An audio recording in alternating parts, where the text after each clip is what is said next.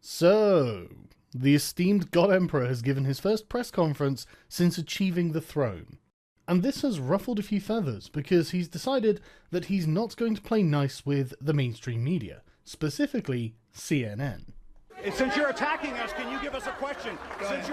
No, Mr. President-elect. Go ahead. Mr. President-elect, since you are attacking our news organization, can you give us a chance? Your organization You are attacking our news organization. Can you give us a chance to ask a question, sir? Go ahead. Sir, can you state, Mr. President-elect, go ahead. Can you state She's asking a categorically, question. Mr. President-elect, can you give us a question? Don't be rude. You're attacking us. Can you give us a question? Don't be rude. No, I'm not going to give you a question. I'm not going to give you a question. Can you state categorically? You are fake news. Sir, go ahead. Can you state categorically that nobody... No, Mr. President-elect, that's not appropriate. As you can see, that was the President-elect telling the senior White House correspondent for CNN that he is fake news. And that was CNN's senior White House correspondent saying, "Sir, this isn't appropriate." So mainstream media voices on Twitter went and decided that this was something that would happen in North Korea. This is something completely unjust. This was, in fact, the indications that Donald Trump was about to be a complete tyrant because he wasn't going to talk to the media. This was particularly stupid because Trump was in the process of talking to other media outlets. He simply wasn't going to talk to CNN, and I'm sure a few others, whom he pointed to and called fake news. And that's because they lie constantly. And I'm going to show you some of their lies because I don't think that this is an unfair accusation. Professional liars become very good liars. And CNN and the rest of the mainstream media lie to you through omission. And in my opinion, this is the highest and worst form of lying. This is a form of lying that is so advanced, and they have perfected to such a degree that they do not even need to tell you an untruth in order to mislead you. You can't actually point to their statements and say, this is a lie, because they don't make lying statements. But by the narrative that they weave, by the story that they tell you, they deliberately leave out key pieces of information that leave you with a false impression of what happened. And that is how all of this has occurred. Because the victims of Donald Trump's ire here were CNN, I'm going to give you some examples specifically from CNN to show you what I mean. But this is not limited to CNN. Far from it. This is completely endemic to the mainstream media. And it's not limited to the left either. The right also does this, which is why Fox News has the reputation Fox News has. For old lefties like myself, it's just embarrassing to watch left-wing outlets go down exactly the same path. So this is how the media lies by omission. Number 1, they cherry pick. So in 2016 there were riots in Milwaukee after a black police officer shot a young black man called Sylville Smith. Here's a part of CNN's coverage of those riots. His family and friends holding a vigil marked by prayers. Thy kingdom come, thy will be done. With his sister calling for peace. Don't bring the violence here and the ignorance here. Milwaukee police say they made multiple arrests overnight. We're still waiting on the... Let's stop it here. Victim sister, don't bring violence here. After showing a clip of Sylville Smith's sister apparently calling for peace, saying don't go out and riot. Well, if we actually look at the entire clip, the part of this story that they're not showing you, you will see precisely how CNN have lied to you. On everything. Tell his mama y'all sorry for her loss. Burning down shit ain't gonna help nothing. Y'all burning down shit we need in our community. Take that shit to the suburbs. Burn that shit down. We need our shit. We need our weed. I don't wear it, but we need it. Don't burn our shit down. Take that shit to the suburbs, because after all, we need our weave. I don't wear it, but we need it. That's what they left out. And they left it out because this woman was not calling for peace. She was not calling to an end to riots or demonstrations. She was merely suggesting they select a new target. The outrage over this on alternative media became so great that CNN were forced to apologize. And I want to take a moment to clarify something from Monday. We had a report that inadvertently and wrongly characterized the plea from a Milwaukee woman whose brother was killed by police. As our viewers saw, she demanded that the violence stop in her community. But in fact, she also said that protests should instead take their violence to the suburbs. I regret that second part of her statement was not included. She can regret the error all she wants, but it's quite clear that this was not done by accident.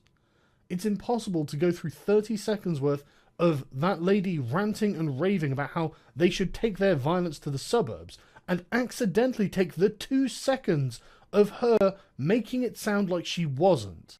That was CNN cherry-picking a very specific portion of footage, taking it out of context and presenting it as if the person saying it meant something else. And I could find you many, many, many examples of this. But I'm not going to, because there are other kinds of lies by omission that I want to cover.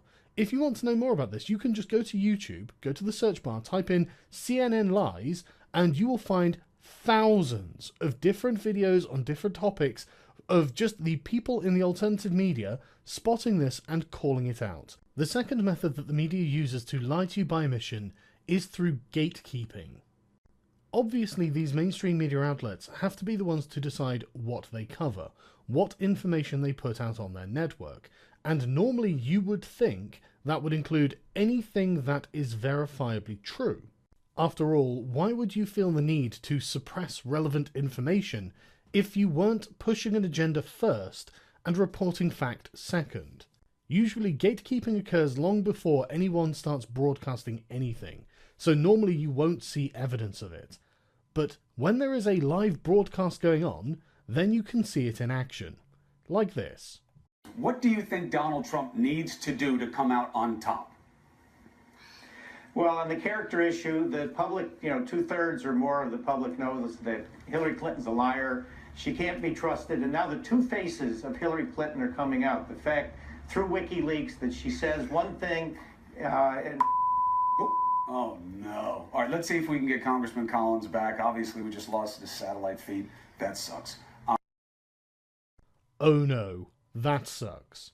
That was obviously completely deliberate, because Chris Collins had gone far off the CNN narrative. CNN and most of the mainstream media had lied to the public through omission by simply failing to report accurately or adequately on the WikiLeaks revelations. And it got so bad that Chris Cuomo, the oh no man just there, was actually at the point of intimating that it's illegal for the public to read WikiLeaks, and I'm not joking, it's a special exemption for the press because they have to get all of their information through the mainstream media.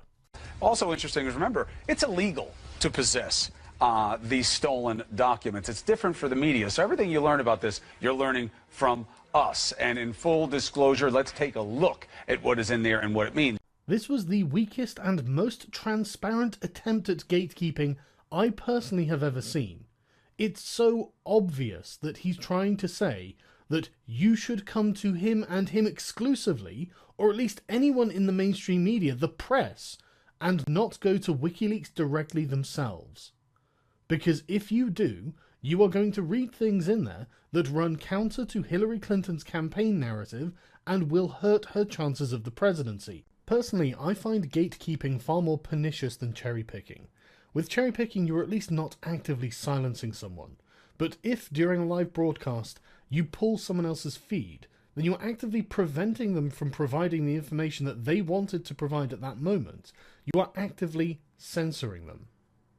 The third method that the mainstream media uses to lie to you by omission is through their own willful ignorance. Mainstream media journalists will actually go out of their way to not inform themselves about a specific topic, and honestly I think this comes generally from their own political activism and confirmation bias. The best example of this that I can think of is CNN's Van Jones and his white lash. This was many things.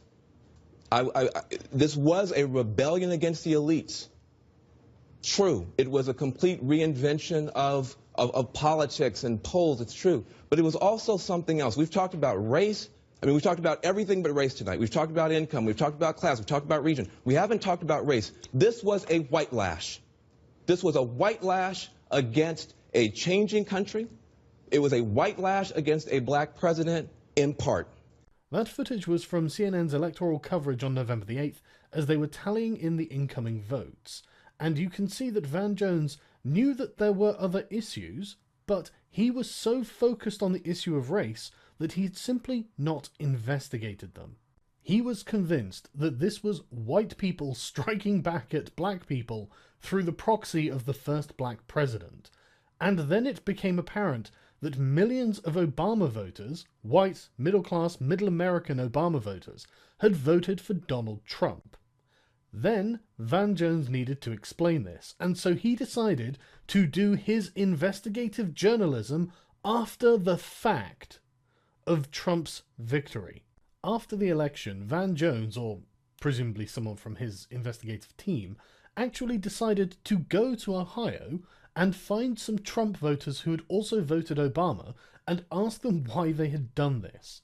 And instead of saying, well, actually, it's because we're giant racists and we want to implement a white supremacy, because we are in fact having a white lash against the black president we voted for, he found his stereotypes being shattered. Here it is in his own words. So let me give you guys a chance to respond to some of the stereotypes about all the Trump voters. All the Trump voters hate the Mexicans, they hate Muslims, they don't like black people, they're just, it was all of his explosive kind of racial talk was what really got everybody going. Just imagine for a second if there was a white presenter who refused to discriminate between black people, suggested that they all voted for Barack Obama and did so on the basis that he's black, and that Obama's election was a backlash against George W. Bush's white presidency.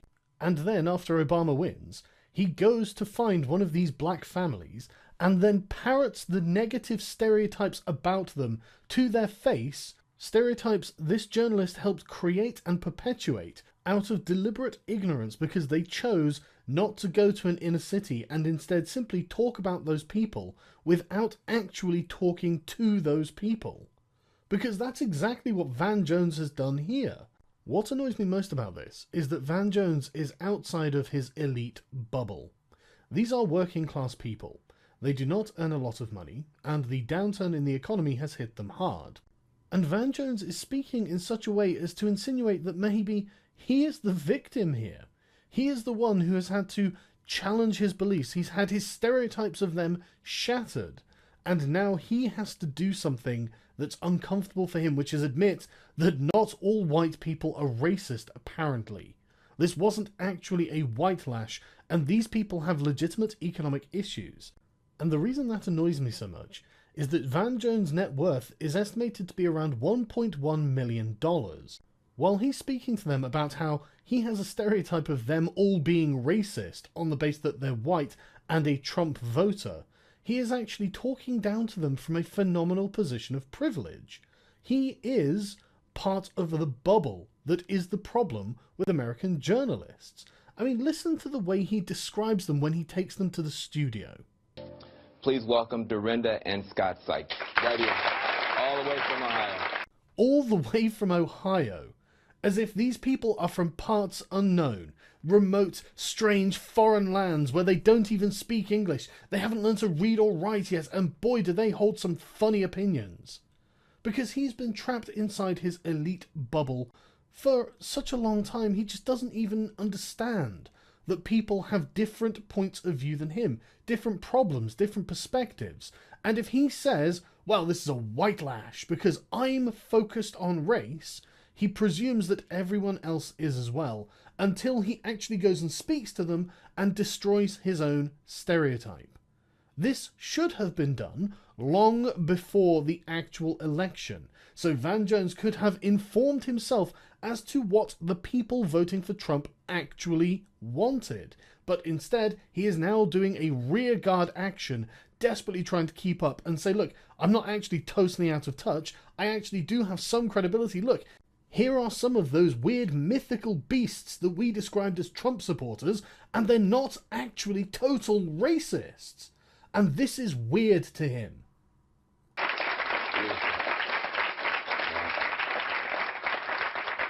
You know, that was a life-changing thing for me, and I just learned so much from It was a total stereotype shatterer. And it's weird to him because he has been living in a bubble where he doesn't understand their concerns and he doesn't care.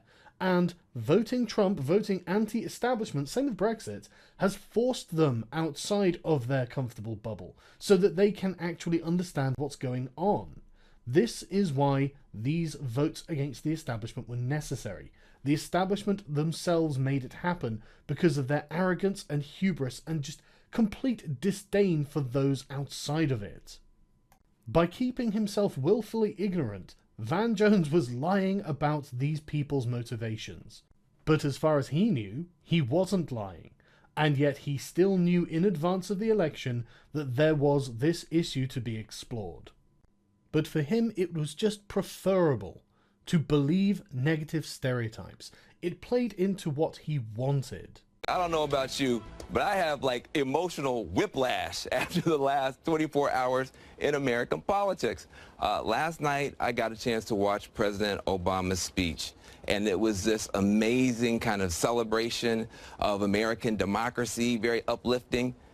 Then this morning, I wake up to President Trump's first press conference where he's attacking the press and comparing our country to Nazi Germany. While Trump's comparison of the United States to Nazi Germany is as ludicrous as far-left activists comparing Donald Trump to Adolf Hitler, it's Van Jones's opinion that's most important here. He feels rocked by this. Feels like he is completely taking a battering when Trump specifically calls the press liars. And yet, he is a liar. In fact, most of these people are liars, and they have been acting like a privileged class. This is why Chris Cuomo wants you to only go through him. This is why Van Jones has no idea what people in Ohio think, and he thinks of it like some far-reaching remote place that only backwards peasants would go to. These people are totally out of touch, and I think it's because they believe their own lies. They believe that all they do is speak the truth, because technically all they do is speak the truth, but they only speak half of the truth, and it's the other half that's being left out that is leaving them misinformed. So I'm not even sure that this is malevolent, necessarily. It could be that this is just a natural effect of this kind of insular culture, but either way the results are the same. They have failed as journalists. They have failed to accurately inform the public because they failed to accurately inform themselves. And this is a dereliction of duty for a journalist.